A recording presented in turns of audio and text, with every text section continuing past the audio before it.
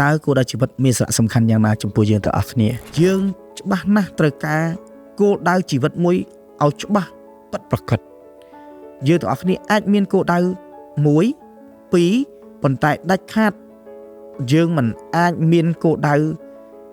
ច្រើនដោយគ្មានភាពប្រកបនិយមច្បាស់លាស់មួយនោះទេមានយុទ្ធសាស្ត្រមានយុទ្ធវិធីទៅហើយវាអត់ទាន់គ្រប់គ្រាន់ទេវាទាមទារឲ្យយើងត្រូវខិតខំកសាងសមត្ថភាពចំណេះជំនាញរបស់យើងដើម្បីឆ្ពោះទៅរកគោលដៅជីវិតនោះជាការពិតយើងចង់ខ្លាចជាគ្រូពេទ្យប៉ុន្តែយើងមិនអាចត្រឹមតែដេកស្រមៃហើយខ្លាចជាគ្រូពេទ្យបាននោះទេយើងចង់ខ្លាចជាគ្រូបង្រៀនយើងមិនមែនគ្រាន់តែដេកសុបិនហើយយើងស្អែកឡើងខ្លាចជាគ្រូបង្រៀនបាននោះទេវាត្រូវតែផ្ដើមចេញពីការចូលសិក្សារៀនសូត្រអភិវឌ្ឍចំណេះជំនាញរបស់យើងហើយគាត់ប្រកាសជាមានហេតុផលនៅក្នុងជីវិតរបស់គាត់ថាហេតុអ្វីបានគាត់ចង់ខ្លាចជាគ្រូពេទ្យហេតុអ្វីបានគាត់ចង់ខ្លាចជាគ្រូបង្រៀនហេតុផលនៃជីវិតទាំងអស់នោះឯងគឺជាកត្តាសង្កត់នៃបុព្វហេតុជីវិតគាត់ឲ្យគាត់មានការខិតខំតស៊ូជំនះឧបសគ្គគ្រប់យ៉ាងដើម្បីទៅរកគោលដៅជីវិតទាំងអស់នោះ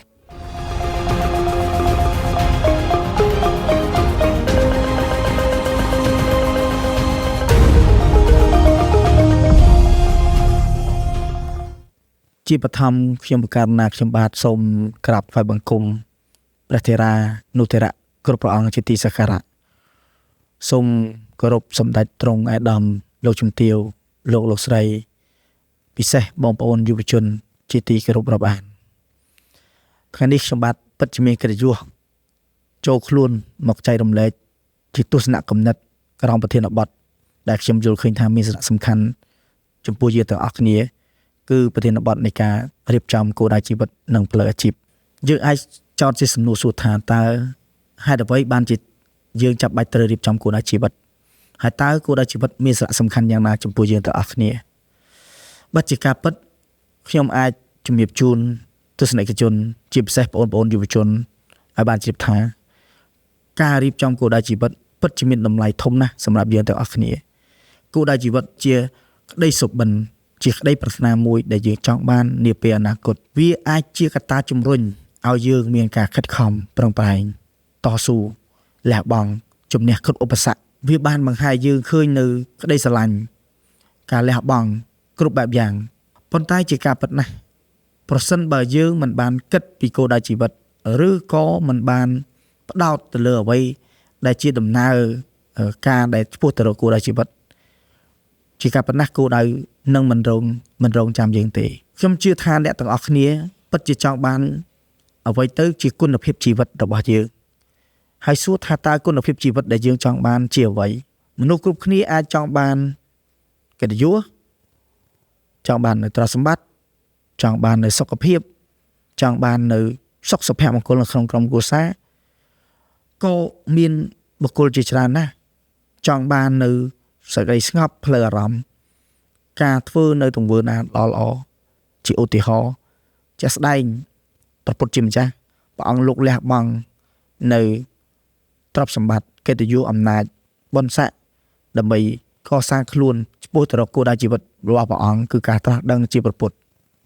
យើងច្បាស់ណាស់ត្រូវការគោលដៅជីវិតមួយឲ្យច្បាស់ពិតប្រាកដយើងទាំងអស់គ្នាអាចមានគោលដៅ1 2ប៉ុន្តែដាច់ខាតយើងមិនអាចមានគោលដៅច្រើនដោយគ្មានភាពប្រកបនិយមច្បាស់លាស់មួយនោះទេដូច្នេះខ្ញុំជឿថា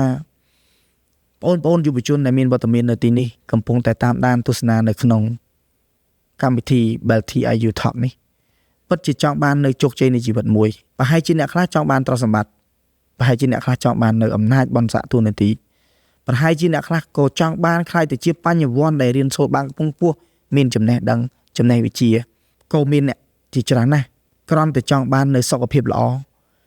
និងចង់បានត្រឹមតែជាសុខសុភមង្គលនៅក្នុងក្រុមគ្រួសារតែប៉ុណ្ណោះបាទទាំងអស់នេះឯងគឺជាក្តីស្រមៃគឺជាក្តីប្រាថ្នាឬយើងអាចនិយាយបានថាគឺជាគោលដៅនៅក្នុងឆាកជីវិតរបស់យើងអញ្ចឹងដើម្បីអាចសម្រេចបាននៅគោលដៅជីវិតរបស់យើងនោះតែយើងគួរគប្បីចាប់ផ្ដើមពីចំណុចណាដូច្នេះ ត្រូវផ្ដើមចេញពីការស្គាល់ខ្លួនឯងសំណួរសួរតទៅទៀតថាតើធ្វើយ៉ាងណាដើម្បីអាចស្គាល់ខ្លួនឯងច្បាស់លាស់ខ្ញុំអាចជំរាបជូនបងប្អូនយើងទាំងអស់គ្នាផងដែរថាការស្គាល់ខ្លួនឯងនេះក៏មិនមែនងាយស្រួលនោះទេទាមទារឲ្យយើងប្រើប្រាស់នៅពេលវេលាទាមទារឲ្យយើងគិតនៅអ្វីដែលខ្លួនចូលចិត្តអ្វីដែលខ្លួនមិនចូលចិត្តអ្វីដែលខ្លួនអាចធ្វើបានអ្វីដែលខ្លួនមិនអាចធ្វើបានឬក៏អ្វីដែលជាចំណុចភ័យខ្លាចសំណួរទាំងអស់ហ្នឹងវាកើតចេញពីការសំយោគនៃគំនិតហើយនៅពេលដែលយើងអាចសំយោគនៃគំនិតទាំងអស់ហ្នឹងហើយគួរក៏បីណាស់យើងគួរតែជួបជាមួយអ្នកដែលយើងយល់ថាជាទីប្រឹក្សាជាគ្រូជាអ្នកប្រឹក្សាយោបល់ឲ្យយើងដើម្បីបង្ហាញនិងវិភាគបន្ថែមទៀតថាតើអ្វីដែលជាការគិតគូររបស់យើងនេះល្អប៉ុណ្ណាហើយយើងគួរមានជំរើសនៃការសម្រេចចិត្តយ៉ាងណាខ្ញុំជឿថាយើងទាំងអស់គ្នាពិតជាត្រូវការចំណុចចាប់ផ្ដើមមួយហើយខ្ញុំអាចបញ្ជាក់បានថាចំណុចចាប់ផ្ដើមរបស់យើងទាំងអស់គ្នាមិនបញ្ជាក់អំពីពេលវេលានោះទេអ្នកខ្លះចាប់ផ្ដើមដូចជាបងប្អូនដែលកំពុងតែបញ្ចប់ការសិក្សាថ្នាក់វិទ្យាល័យបងប្អូនអាចនឹងចាប់ផ្ដើមក្នុងពេលដែលបងប្អូនចូលនៅក្នុងមហាវិទ្យាល័យដែលបងប្អូននឹងចាប់ផ្ដើមគិតអំពីការចាប់យកជំនាញអាជីពសម្រាប់ការសិក្សាជាក់ស្ដែងអ្នកខ្លះចង់ធ្វើជាមន្ត្រីកងកម្លាំងយើងហៅថាប៉ូលីសឬក៏ទាហានប៉ុន្តែមានអ្នកខ្លះគាត់ចង់ធ្វើជាគ្រូបង្រៀនអ្នកខ្លះចង់ធ្វើជាគ្រូពេទ្យហើយគាត់ប្រកាសជាមានហេតុផលនៅក្នុងជីវិតរបស់គាត់ថាហេតុអ្វីបានគាត់ចង់ខ្លាចជាគ្រូពេទ្យហេតុអ្វីបានគាត់ខ្លាចចង់ខ្លាចជាគ្រូបង្រៀនហេតុផលនៃជីវិតទាំងអស់នោះឯងគឺជាកត្តាសង្កត់នៃបុព្វហេតុជីវិតគាត់ឲ្យគាត់មានការខិតខំតស៊ូជំនះឧបសគ្គគ្រប់យ៉ាងដើម្បីទៅរកគោលដៅជីវិតទាំងអស់នោះបន្ទាប់ពីយើងមានគោលដៅជីវិតបន្ទាប់ពីយើងមានបុព្វហេតុដើម្បីឆ្ពោះទៅរកគោលដៅជីវិតហើយជាក់ស្ដែងយើងត្រូវតែមានយុទ្ធសាស្ត្របន្ថែមទៀតហើយយុទ្ធសាស្ត្រនោះត្រូវមានយុទ្ធវិធីក្នុងពេលតែមួយដើម្បីសម្រេចបាននូវយុទ្ធសាស្ត្រជាឧទាហរណ៍ជាក់ស្ដែងយើងឃើញថារាជរដ្ឋាភិបាលនីតិកាលទី7នៃរដ្ឋសភាដែលដឹកនាំដោយសម្ដេចមហាបវរធិបតីហ៊ុនម៉ាណែត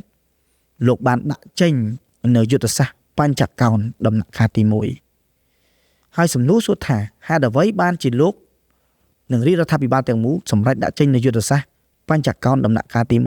1ពីព្រោះយុទ្ធសាស្ត្រនោះគឺជាក្តីបំណងចក្ខុវិស័យនិងបេសកកម្មដ៏ធំដើម្បីពំនាំឲ្យបាននៅការអភិវឌ្ឍរក្សាឲ្យបាននៅសុខសន្តិភាពរក្សាឲ្យបាននៅវឌ្ឍនភាពដើម្បីនាំកម្ពុជាទៅមុខនាំកម្ពុជាឲ្យមានការ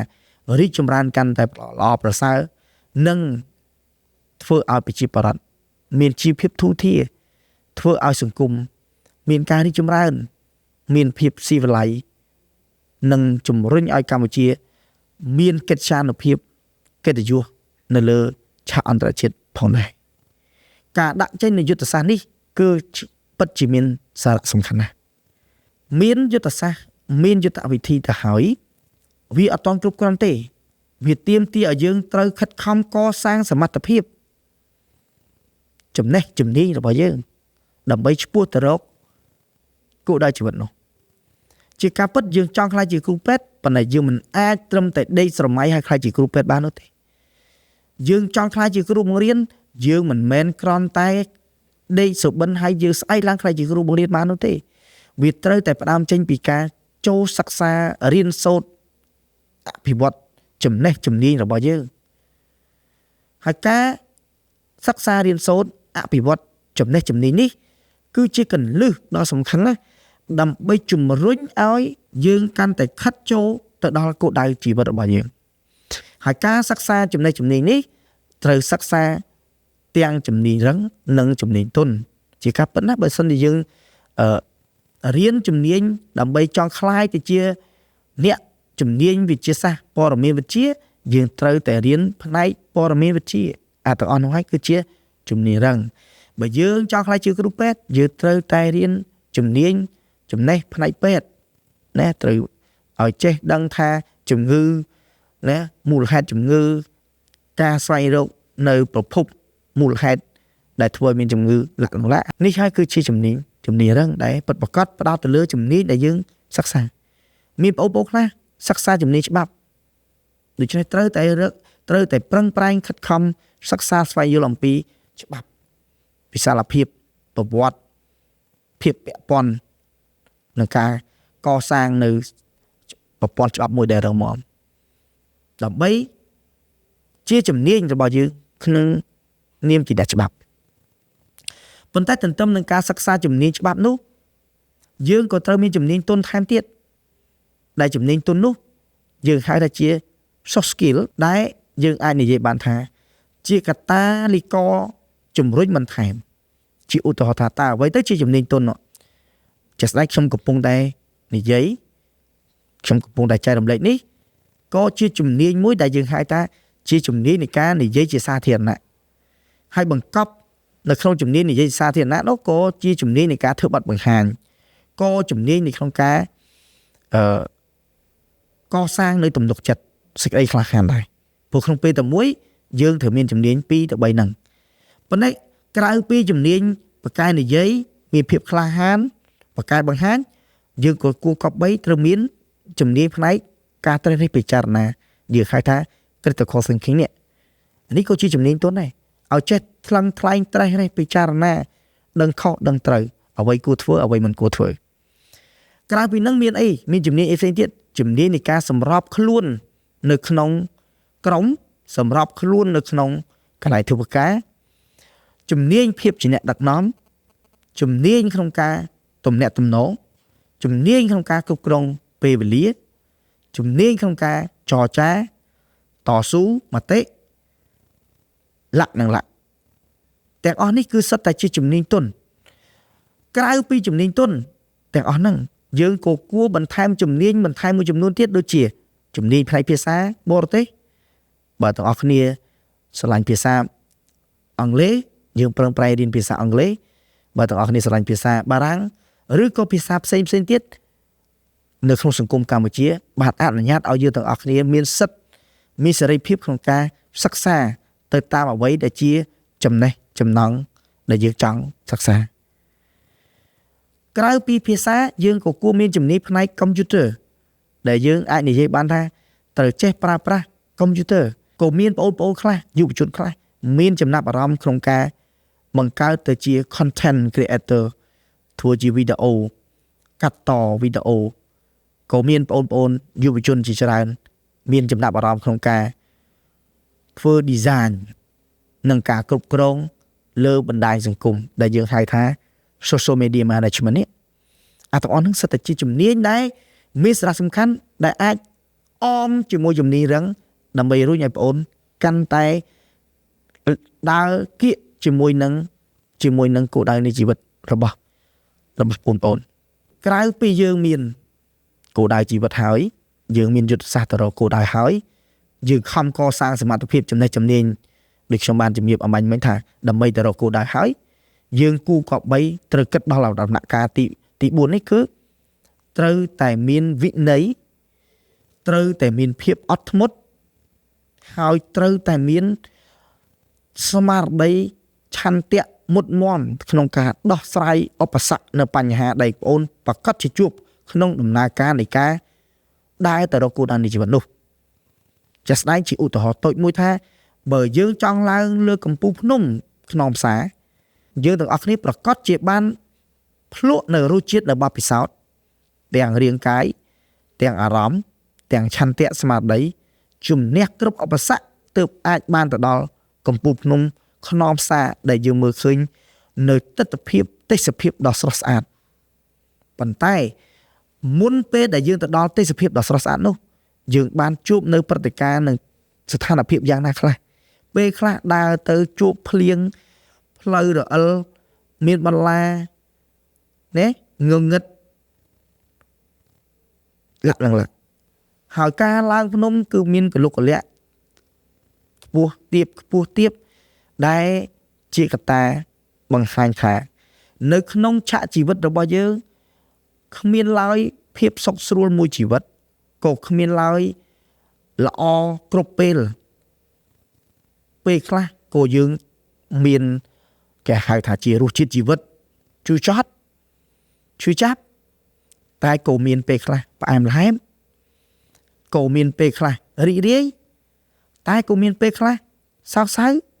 ពិបាកចិត្តបាក់ទឹកចិត្តទាំងអស់នេះហើយគឺជាឧបសគ្គដែលនឹងកើត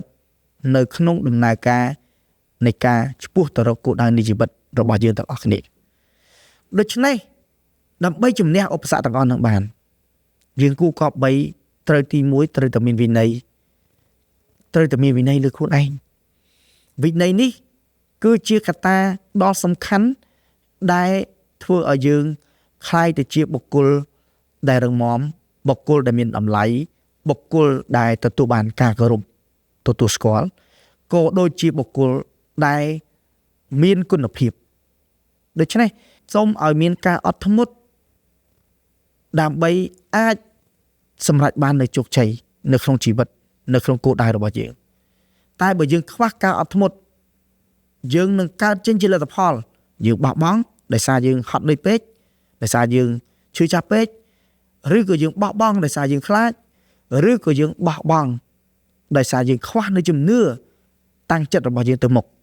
អញ្ចឹងការអត់ធ្មត់នេះសំខាន់ត្រង់នេះទើបយើងអាចទទួលបានថាអ្វីដែលជា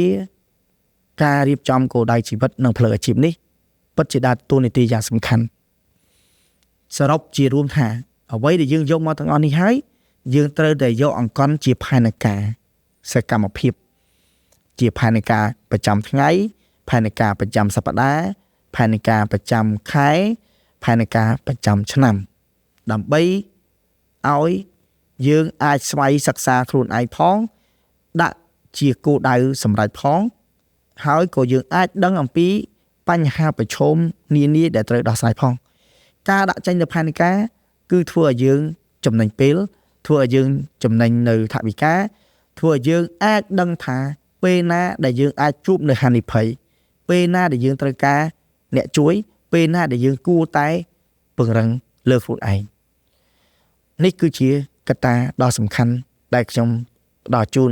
ជាទស្សនៈទានគំនិតជាស្ដែងខ្ញុំសូមលើកឧទាហរណ៍បុគ្គលល្បីៗមួយចំនួននៅក្នុងវិស័យនយោបាយផងនៅក្នុងវិស័យជំនួញផងនៅក្នុងវិស័យនៃការសិក្សារៀនសូត្រផងជាការពិតខ្ញុំសូមលើកយកបុគ្គលម្នាក់ដែលលោកមានភាពល្បីល្បាញគឺលោកម៉ាត្មាត់ហ្គានទីលោកមហាត្មាត់ហ្គានទីគឺជាជនជាតិឥណ្ឌាហើយលោកបានមានគោលដៅជីវិតមួយគឺលោកចង់ឲ្យឥណ្ឌាទទួលបានឯករាជ្យពីអង់គ្លេសជាយុទ្ធសាស្ត្ររបស់លោកបានបង្កើតនៅយុទ្ធនាការអហិង្សាដោយដើរថ្មើរជើងដោយគ្មានស្បែកជើងគៀងកងការគ្រប់គ្រងពីប្រជាជនរហូតដល់មានការភ្ញាក់ផ្អើលទៅដល់ពិភពលោកដាក់សម្ពាធទៅដល់ប្រទេសអាណានិគមដែលសម្រេចឲ្យលោកនិងប្រទេសឥណ្ឌាទទួលបាននូវឯករាជ្យពេញលេញលោកមហាត្មាត់ហ្គានទីគឺជាមេដឹកនាំនយោបាយមួយដ៏ល្អគំរូនិងមានគោលដៅជីវិតច្បាស់លាស់ថាលោកគឺចង់បានឯករាជ្យជូនឥណ្ឌានេះគឺជាបុគ្គលឆ្នើមហើយការដឹកនាំរបស់គាត់ប្រកបដោយយុទ្ធសាស្ត្រយុទ្ធវិធីដោយមានការផ្ដល់នូវតម្លៃដល់ប្រជាជនផងនិងមានភាពទទួលខុសត្រូវដល់សង្គមផងខ្ញុំសូមការអនុញ្ញាតលើកយកបុគ្គលមួយរូបនៅក្នុងសង្គមកម្ពុជាហើយជាបុគ្គលដែលខ្ញុំគោរពស្រឡាញ់ក៏ដូចជាបុគ្គលដែលខ្ញុំជឿថាបេះដូងយុវជនកម្ពុជាស្គាល់គាត់គ្រប់គ្នាគឺបងប្រធានឬក៏គ្រប់គ្នាហៅអាដាមហ៊ុនម៉ាណីខ្ញុំស្គាល់គាត់ក្នុងរយៈពេលជាង10ឆ្នាំ អ្វីដែលខ្ញុំបានសិក្សាបានស្វែងយល់ពីគាត់ខ្ញុំជឿថាយុវជនដទៃដែលធ្លាប់បានធ្វើការជាមួយគាត់នឹងក៏បានរួមចំណែកក្នុងបុព្វហេតុកសាងជាតិមាតុភូមិជាមួយគ្នានោះគឺប្រកាសជាមានការយល់ច្បាស់ជាខ្ញុំទៅទៀតពីព្រោះខ្ញុំជឿថាទាំងខ្ញុំនិងយុវជនដទៃយកគាត់គឺជា idol គឺជាគំរូមួយរូប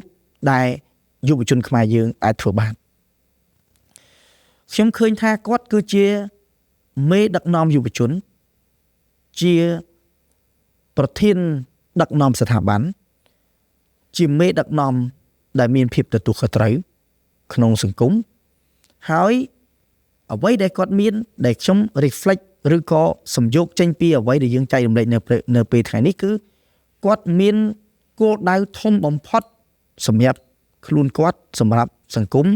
កម្ពុជាទាំងមូលគាត់បានដាក់ចេញនៅគោលដៅធំមួយគឺ nation people first ដែលអាចបកប្រែថាជាតិប្រជាជនជាចម្បងនេះគឺជាគោលដៅអញ្ចឹងរាល់គ្រប់សកម្មភាពទង្វើដែលលោកបានធ្វើគឺផ្ដើមចេញពីគោលដៅដែលគាត់ផ្ដោតសំខាន់លើប្រទេសជាតិនិងប្រជាជនហើយលោកបានដាក់ចេញនៅគោលគំនិត 3C ដែលជាគោលគំនិតដែលខ្ញុំអាចនិយាយបានថាជាយុទ្ធសាស្ត្រយុទ្ធវិធីឬជាគោលគំនិតស្របទៅតាមគោលដៅដែលលោកចង់បានដែល C ទី1យើងហៅថាជា competence compassionate competency ហើយខ្ញុំសូមការអនុញ្ញាតមិនធ្វើការបកស្រាយទៅលើគោលគំនិត 3C របស់អាយដាមឬក៏បងប្រធានទេអាចយើងទាំងអស់គ្នាចូលទៅក្នុង Google ឬក៏បណ្ដាញ digital មួយចំនួនអាចនឹងមានការបកស្រាយលម្អិតពីព្រោះលោកបានធ្វើការចែករំលែកជាបន្តបន្ទាប់នៅគោលគំនិត 3C នោះនៅតាមបណ្ដាវេទិកានានាឬក៏យើងអាចទៅមើលសិភៅក្រោមការរៀបរៀងចងក្រងដោយលោកលៀនដលុចនោះខ្ញុំបានអាននៅសិភៅដែលមានចំណងជើងថាក្តីសង្ឃឹមហ៊ុនម៉ាណីលោកបានផ្ដល់នៅកិត្តិយសបង្ហាញនៅទស្សនិកជនច្រើនណាស់តាំងពីដំណើរនៃការវិវត្តពីកុមារភាពទស្សនៈទានគំនិតការប្រឡូកនៅក្នុងវិស័យការងារដាក់នឹងឡាប៉ុន្តែត្រង់ចំណុចនេះខ្ញុំសូមលើកយកតួអង្គគាត់ត្រង់ថាទី1គាត់មានចក្ខុវិស័យនិងគោលដៅច្បាស់លាស់សម្រាប់ខ្លួនគាត់ផងមានយុទ្ធសាស្ត្រយុទ្ធវិធីច្បាស់លាស់ផងពិសេសខ្ញុំចង់ជំរាបជូនបងប្អូនយុវជននិងទស្សនិកជនថាបើសិនជាបងប្អូនយើងទៅមើលសិភៅក្តីសង្ឃឹមហ៊ុនម៉ាណីយើងនឹងមើលឃើញឃ្លាមួយលោកមានបុគ្គលិកលក្ខណៈត្រង់ថាមានចរិតការងារម៉ត់ចត់ច្បាស់លាស់ក្រៅពីបងប្រធានឬក៏អាយដាមហ៊ុនម៉ាណីនេះខ្ញុំមានតួអង្គអ្នកជំនួយល្បីល្បាញមួយចំនួនដែលខ្ញុំឃើញថាគាត់ក៏ជាបុគ្គលដែលធ្វើឲ្យពិភពលោកមានការកត់សម្គាល់ហើយគាត់មានគោលដៅជីវិតច្បាស់លាស់មួយជាស្ដែងទី1គឺលោក Steve Jobs លោក Steve Jobs គឺជាស្ថាបនិកនិងជាសហគ្រិនដ៏ល្បីកម្រិតមហាស្ថិរពិភពលោកដែលលោកមានក្តីបំណងចក្ខុវិស័យរបស់លោកធំបំផុតគឺលោកចង់បង្កើតផលិតផលមួយដ៏ល្អសម្រាប់ការរស់នៅរបស់មនុស្សតែជាស្ដែងលោកបានបង្កើត iPad iPhone ដែលយើងកំពុងតែពេញនិយមក្នុងការប្រើប្រាស់នាពេលបច្ចុប្បន្នបាទក្រៅពីអ្នកជំនួញខ្ញុំក៏សូមលើកឧទាហរណ៍អ្នកដែលល្បីល្បាញលើការសិក្សារៀនសូត្រខ្ញុំសូមលើកអ្នកវិទ្យាសាស្ត្រដ៏ល្បីល្បាញមួយរូបជនជាតិអាល្លឺម៉ង់គឺលោក Albert Einstein ជាអ្នកវិទ្យាសាស្ត្រដ៏ល្បីជនជាតិអាល្លឺម៉ង់លោក Albert Einstein មានគោលដៅធំបំផុតរបស់លោកគឺលោកចង់ឃើញសេចក្តីពិតនៃច្បាប់ធម្មជាតិតាមរយៈការចង់ដឹងចង់ឃើញតែជាគោលដៅជីវិតនោះហើយធ្វើឲ្យលោក Albert Einstein ក្លាយទៅជាអ្នកវិទ្យាសាស្ត្រដ៏ល្បីល្បាញមួយរូបសរុបមកវិញបុគ្គលល្បីទាំងឡាយដែលខ្ញុំបានលើកទាំងកម្រិតនយោបាយកម្រិតជំនួញកម្រិតការសិក្សា ពិតជាបុគ្គលដែលកើតចេញពីការរៀបចំគោលដៅជីវិតមានគោលដៅជីវិតមានយុទ្ធសាស្ត្រយុទ្ធវិធីមានការខិតខំកសាងសមត្ថភាពពង្រឹងវិន័យភាពអត់ធ្មត់ដោះស្រាយបញ្ហាក៏ដូចជាការសិក្សាស្វែងយល់ដកស្រង់បទពិសោធន៍ពីបុគ្គលជោគជ័យបុគ្គលបរាជ័យនិងមានការណែនាំចង្អុលបង្ហាញពីរៀមច្បងពីគ្រូពីទីប្រឹក្សាដែលអាចធ្វើឲ្យបុគ្គលទាំងអស់នោះទទួលបាននូវភាពជោគជ័យចុះយើងទាំងអស់គ្នាតើយើងចង់ជោគជ័យនៅក្នុងជីវិតដែរឬទេជាក់ស្ដែងតើយើងចង់បានអ្វីនៅក្នុងជីវិតរបស់យើងជាទ្រព្យសម្បត្តិជាកិត្តិយសជាសុខភាពជាសុខសុភមង្គលក្នុងក្រុមគ្រួសារយើងចង់ខ្លាយទៅជាអ្វីជាគ្រូពេទ្យជាគ្រូបង្រៀនជាវិស្វករជាអ្នកគីមីសាស្ត្រវិទ្យាសាស្ត្រឬក៏ជាអ្នកបច្ចេកវិទ្យាព័ត៌មានចង់ធ្វើជា pilot បើកយន្តហោះលក្ខណៈក្តីប្រាថ្នាក្តីសុបិនគោលដៅជីវិតរបស់យើងទាំងអស់នោះយើងត្រូវតែមានការរៀបចំឲ្យបានច្បាស់លាស់ពិតប្រាកដតាមរយៈការស្គាល់ខ្លួនឯងតាមរយៈការដាក់ចេញនៅការកសាងនៅសមត្ថភាពបន្ថែមចំណេះជំនាញបន្ថែមក៏ដូចជាត្រូវតែមានការប្រឹក្សាយោបល់លក្ខណៈដូច្នេះជារួមតាមរយៈការចែករំលែកនៅទស្សនៈគំនិតផ្ទាល់ខ្លួនរបស់ខ្ញុំនេះនៅក្នុងកម្មវិធី Belty IU Talk នេះខ្ញុំអាចសំយោគមកវិញថាក្នុងនាម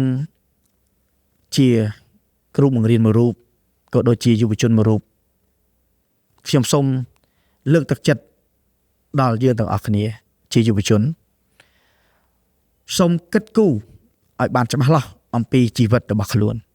សូមអង្គុយនឹងជួបជាមួយបុគ្គលដែលយើងយល់ថាអាចនឹងជួយយើងក្នុងការរៀបចំនៅគោលដៅជីវិតផ្លូវអាជីពរបស់យើងនេះឲ្យបានច្បាស់លាស់គួរគប្បីរៀបចំផែនការឲ្យបានច្បាស់លាស់ទាំងផែនការប្រចាំថ្ងៃប្រចាំសប្តាហ៍ប្រចាំខែប្រចាំឆ្នាំដើម្បីដឹងថាតើពេលណាដែលយើងអាចប្រឈមពេលណាយើងគួរធ្វើអ្វីតទៀតហើយយើងគួរគប្បីថាផែនការនោះនឹងជួយយើងរឿងពីរយ៉ាងមួយគឺជួយយើងឲ្យចេះគ្រប់គ្រងពេលវេលាផងនិងទី2ជួយយើងឲ្យចេះគ្រប់គ្រងការងារផងហើយជាចុងក្រោយខ្ញុំលើកទឹកចិត្តនិងជំរុញឲ្យយុវជនទាំងឡាយសូមធ្វើយ៉ាងណាកសាងខ្លួនឲ្យក្លាយទៅជាមូលធនមនុស្សបុគ្គលដ៏សំខាន់ដែលជាពលរដ្ឋល្អក្នុងសង្គមខិតខំកសាងសមត្ថភាពផងចំណេះជំនាញវិជ្ជាជីវៈផងក៏គួរកប់បីគិតគូរអំពីអរិយាប័ត្រចរិតរឹកពីសម្ដីសម្ដៅសិលធម៌សុជីវធម៌ដែលជាកត្តាសំខាន់ដែលធ្វើឲ្យយើងកាន់តែមានតម្លៃដែលយើងអាចនិយាយបានថាតម្លៃរបស់យើងស្ថិតនៅលើចំណេះដឹងនិងអរិយាប័ត្រសុជីវធម៌សិលធម៌នេះឯងគួរកប់បីខំកសាងសុខភាពឲ្យបានល្អពីព្រោះសុខភាពគឺជាទ្រព្យដ៏មានតម្លៃបំផុតនៅក្នុងជីវិតយើងគ្មានអ្វីថ្លៃជាសុខភាពយើងទេធ្វើយ៉ាងណាកុំឲ្យបាត់បង់នៅសុខភាពគួរកសាងនៅមិត្តភាពពីព្រោះមិត្តភាពនឹងធ្វើឲ្យយើងក្លាយទៅជាបុគ្គលដែលមានការស្រឡាញ់រាប់អានយើងកុំបង្កើតសត្រូវតែយើងគួរណាស់កសាងមិត្តខំកសាងជីវភាពហើយចុងក្រោយយើងនឹងមានកិត្យានុភាពនិងកិត្តិយសស័ក្តិសមជាពលរដ្ឋល្អពលរដ្ឋគំរូដល់សង្គមចូលរួមចំណែកគោរពច្បាប់ចូលរួមចំណែកកសាងជាតិចូលរួមចំណែកបដិភិផ្ទាល់ខ្លួននីមួយៗដើម្បីកសាងសង្គមយើងឲ្យមានភាពរីកចម្រើនសុខដុមវិបុលភាពស័ក្តិសមជាអរិយប្រទេសដែលល្បីល្បាញនៅលើសកលលោកខ្ញុំពិតជាចង់ឃើញយុវជនខ្មែរប្រជាជនខ្មែរដែលជាប្រជាជនមានតម្លៃ ដែលពិភពលោកឲ្យតម្លៃដូច្នេះយើងត្រូវតែរួមគ្នារក្សាការពារកេរមរតកគុណតម្លៃរបស់ជាតិយើងឲ្យបានហើយរួមគ្នាកសាងនិងលើកកម្ពស់អត្តសញ្ញាណជាតិកិត្យានុភាពជាតិនៅលើឆាកអន្តរជាតិហើយកសាងខ្លួនជាពលរដ្ឋល្អជាពលរដ្ឋដែលមានតម្លៃនិងមានការកោតសរសើរពីមិត្តបរទេសរបស់យើងហើយខ្ញុំជឿថាសង្គមយើងអាចរីកចម្រើនទៅមុខបានត្រូវផ្ដើមចេញពីការកសាងនូវសុខសន្តិភាពស្ថិរភាពសង្គមផ្ដើមចេញពីការដែលយើងខិតខំកសាងសមត្ថភាពចំណេះជំនាញខំធ្វើការដោយយកចិត្តទុកដាក់ហ្មត់ចត់មានវិន័យមានសេចក្តីថ្លៃថ្នូរនិងផ្ដើមចេញពីគ្រួសារមួយដែលមានជីវភាពធូរធារសង្គមយើងនឹងរីកចម្រើនដោយស្របទៅតាមចក្ខុវិស័យរបស់រដ្ឋាភិបាលដែលប្រែក្លាយប្រទេសពីប្រទេសដែលមានចំណូលមធ្យមកម្រិតខ្ពស់ឆ្នាំ2030ទៅជាប្រទេសដែលមានការអភិវឌ្ឍនៅក្នុងឆ្នាំ2050ហើយពេលនោះឯងដែលយើងទាំងអស់គ្នាជាពលរដ្ឋនៅក្នុងសង្គមនេះមានមោទនភាពហើយនឹងបានបន្សល់ទុកនៅ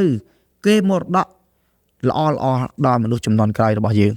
ដូច្នេះជាចុងក្រោយខ្ញុំប្រកាសណាខ្ញុំបាទសូមគោរពប្រគេនពរជូនដល់ព្រះធេរានុធេរៈគ្រប់ព្រះអង្គជាទីសក្ការៈគោរពជូនពរសម្ដេចទ្រង់អាដាមលោកជំទាវអុកញ៉ាអ្នកអុកញ៉ាលោកស្រីជាពិសេសថ្នាក់ដឹកនាំ Belty Group ថ្នាក់ដឹកនាំសាកលវិទ្យាល័យ Belty អន្តរជាតិសូមទទួលបាននៅសុខភាពល្អសេចក្តីសុខសេចក្តីចម្រើនពុទ្ធពរទាំង4ប្រការអាយុវណ្ណៈសុខៈពលៈបដិភិនៈកំបីសេះសេះឡើយយើងទាំងអស់គ្នាជាយុវជនគួរគប្បីកសាងរួបរวมក្រោមស្មារតីរួមសុខរួមទុក្ខរួមគិតរួមទទួលខុសត្រូវចំពោះជោគវាសនាអនាគតកម្ពុជាក្នុងបបផែនជាតិមាតុភូមិរបស់យើងសូមគោរពអរគុណ